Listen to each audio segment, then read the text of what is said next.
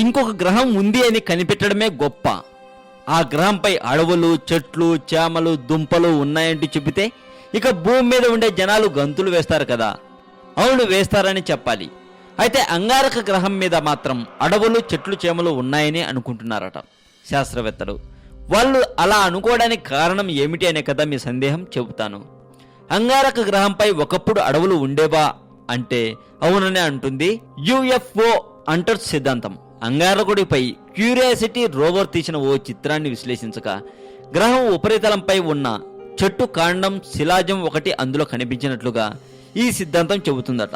మూడుబారిన సదరు కాండం సుమారు 3 అడుగుల ఎత్తు ఉందని వెల్లడించింది.